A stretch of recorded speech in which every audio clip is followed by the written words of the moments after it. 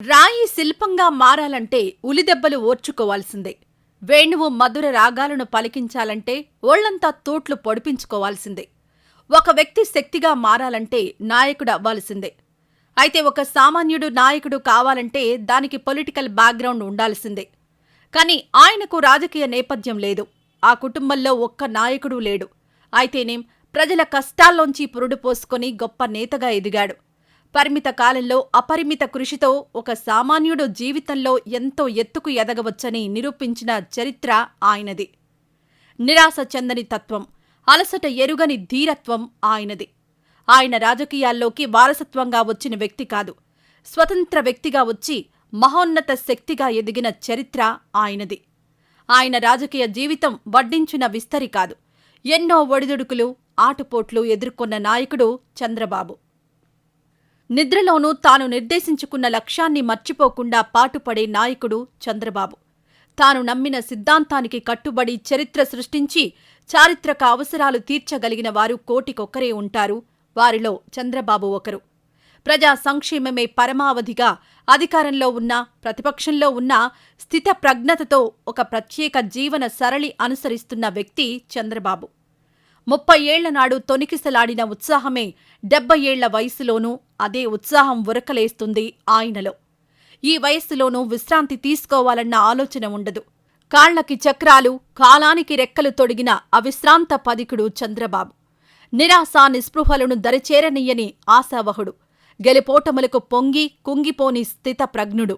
అవిరామ యోధుడు, అలిపెరగని ధీరుడు, సర్వస్వతంత్రుడు, మంచి ఆలోచనాపరుడు, ఉదార స్వభావి, ఆశావహ దృక్పథం ఆయనది. కఠోర శ్రమ, అకుంఠిత దీక్షకు చెరగని చిరునామా చంద్రబాబు. ప్రజల కోసం రెక్కలు ముక్కలు చేసుకునే శ్రామికుడు. ప్రత్యర్థులు సైతం ప్రశ్నించడానికి వీలు లేనంతగా కష్టపడే తత్వం ఆయనది.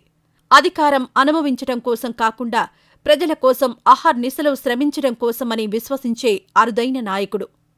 భావితరాల శ్రేయస్సు కోసం నిరంతర ఆలోచనలతో వినూత్న ప్రణాళికలను రూపొందించడంలో తనకు తానే సాటి అని నిరూపించుకున్న కార్యదక్షుడు. తన దార్శనికతతో తెలుగు జాతి భవితను తీర్చిదిద్దడమే కాకుండా సరికొత్త విధానాలతో నవ్య చరిత్రకు నాంది పలికి దేశ రాజకీయాలలో ప్రత్యేక గుర్తింపు పొందారు చంద్రబాబు. ప్రపంచ రాజకీయ యవనికపై సుస్పష్టమైన ప్రణాళిక, దార్శనికత కలిగిన అతి కొద్ది మంది నాయకుల్లో చంద్రబాబు ఒకరు. విద్యార్థి దశ నుంచే నాయకత్వ లక్షణాలు పుణికిపుచ్చుకున్న చంద్రబాబు విశ్వవిద్యాలయంలో సామాజిక న్యాయం కోసం పోరాడి తొలి విజయం సాధించారు. 1978లో చిత్తూరు జిల్లా చంద్రగిరి నియోజకవర్గం నుండి పోటీ చేసి గెలుపొంది మార్చి 15న శాసనసభ్యుడిగా చట్టసభలో తొలిసారి అడుగుపెట్టారు. 4 దశాబ్దాలకు పైగా సాగుతున్న సుదీర్ఘ రాజకీయ జీవితంలో ఎన్నో సవాళ్లు, మరెన్నో సంక్షోభాలను ఎదుర్కొన్న నాయకుడు. విద్యార్థి నాయకుడి నుంచి రాష్ట్ర పరిపాలనా సారథి వరకు రాజకీయాల్లో ఎదగాలనుకునే వారికి ఆదర్శ నాయకుడు. ఈరోజు తెలుగు రాష్ట్రాల్లోనే కాదు, భారత రాజకీయాల్లో అందరికంటే అనుభవజ్ఞుడైన సీనియర్ రాజకీయ నాయకుడు కూడా చంద్రబాబు. ఆనాడు ఉమ్మడి ఆంధ్రప్రదేశ్లో దాదాపు 9 ఏళ్లు ముఖ్యమంత్రిగా, మరో 10 ఏళ్లు ప్రతిపక్ష నాయకుడిగా, విభజన అనంతరం నవ్యాంధ్రకు 5 ఏళ్లు ముఖ్యమంత్రిగా, ఇప్పుడు ప్రతిపక్ష నాయకుడిగా సుదీర్ఘకాలం ప్రజల ఆదరాభిమానాలు చూరగొన్న నాయకుడు వర్తమాన రాజకీయ చరిత్రలో లేరు. సమస్యలను సానుకూలంగా, సవాళ్లను అవకాశాలుగా తీసుకుని అడ్డంకులను ఎదిరించి, అవరోధాలను ఎదుర్కొని ఆధునికతను పుణికిపుచ్చుకొని ముందుకు పోతూ ఈ చారిత్రక పాత్రని, సమకాలిక అవసరాలను సమర్థంగా నిర్వహించిన నాయకుడు. ధీరులైన వారు అసంభవమైన అవరోధాలు ఎదురైనా ఎదుర్కొని నిరంతరం అపారమైన ఆత్మవిశ్వాసంతో, అనంత సహనంతో శ్రేయ శిఖరానికి చేరుకుంటారు. ప్రణాళికాబద్ధంగా వ్యవహరించడం, నిర్దిష్ట లక్ష్యంతో ఫలితం సాధించే వరకు పట్టు వదలని విక్రమార్కుడు చంద్రబాబు. విభజన వేటుపడి ఆంధ్రప్రదేశ్ భవిష్యత్తు అగమ్య గోచరంగా మారిన కీలక తరుణంలో రాష్ట్రాన్ని అభివృద్ధి బాట పట్టించడానికి అలుపెరగని కర్మయోగిలా కార్యాచరణకు శ్రీకారం చుట్టారు. ఎవరు అవునన్నా కాదన్నా చీకట్లు కమ్మిన ఆంధ్రప్రదేశ్లో వెలుగులు నింపిన చంద్రుడు చంద్రబాబే. సవాళ్లకు సమాధానం చెప్పగల సమర్థ నాయకత్వంలో అన్ని రంగాల్లోనూ ఆంధ్రప్రదేశ్ అగ్రభాగాన నిలిచింది. పీకల్లోతు కష్టాల్లోనూ ఏ వర్గానికి, ఏ రంగానికి లోటు రానివ్వకుండా ప్రభుత్వాన్ని నడిపి ప్రగతి బాట పట్టించారు. నిర్దిష్ట లక్ష్యాలు నిర్దేశించుకుని ప్రణాళికాబద్ధంగా రాష్ట్రాభివృద్ధికి పునాదులు వేశారు. ఆ పునాదుల ద్వారా 5 ఏళ్లలో రాష్ట్రానికి జాతీయ, అంతర్జాతీయ పురస్కారాలు 667 దక్కాయి. పోలవరం ప్రాజెక్టుకు CBIP 2018 అవార్డు దక్కింది. ప్రభుత్వం చేపట్టిన RTGS ఈ పరిపాలనా చర్యలకు హిటాచీ పీపుల్స్ ట్రాన్స్ఫర్మేషన్ ప్రతిష్టాత్మక పురస్కారం లభించింది. ప్రపంచ బ్యాంక్, కేంద్ర పారిశ్రామిక శాఖ సంయుక్తంగా ఇచ్చే సులభతర వాణిజ్యం ఈజ్ ఆఫ్ డూయింగ్ బిజినెస్లో 2016, 2017 వరుసగా దేశంలోనే ప్రథమ స్థానం సాధించింది ఆంధ్రప్రదేశ్. కూర్చోడానికి కుర్చీ లేని, పాలన మొదలు పెట్టడానికి నిలువ నీడలేని పరిస్థితుల్లో బస్సులో పడుకొని పాలన ప్రారంభించి కూడా ఆంధ్రప్రదేశ్ని ప్రగతి బాట పట్టించారు చంద్రబాబు. నదుల అనుసంధానంలో విజయుడు, ఆన్లైన్ అనుసంధానంతో సుపరిపాలకుడు, శూన్యంలోనూ పెట్టుబడులు రాబట్టిన సాధకుడు, రాష్ట్రాభివృద్ధిలో అలుపెరగని శ్రామికుడు ఆయన.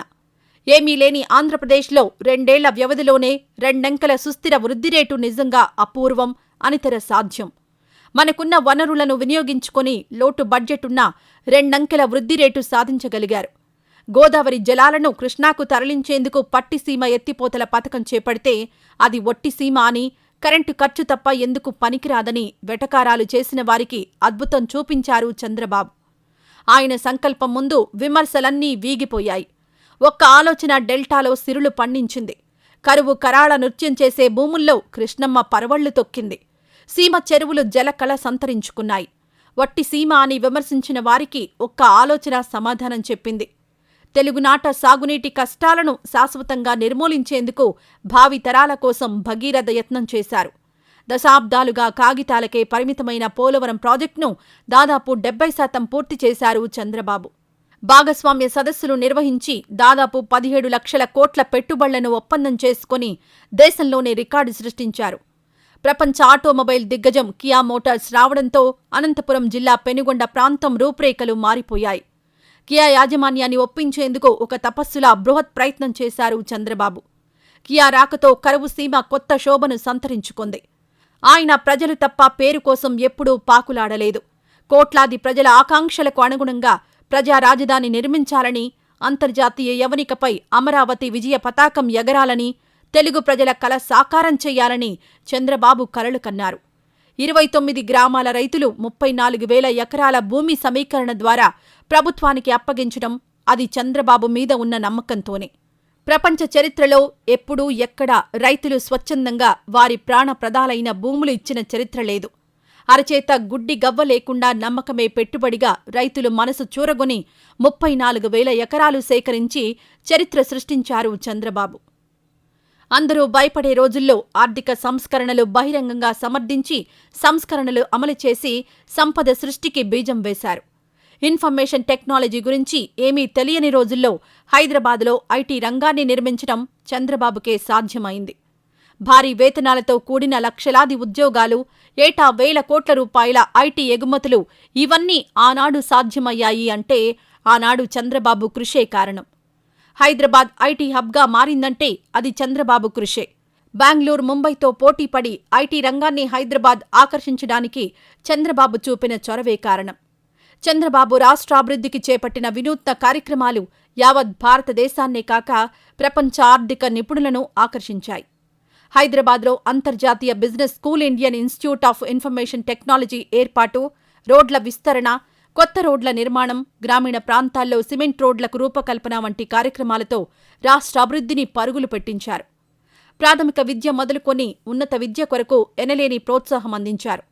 1997లో స్థాపించిన ఎన్టీఆర్ మెమోరియల్ ట్రస్ట్ ఆయనలోని మానవీయ కోణానికి ఉదారంగా నిలుస్తుంది.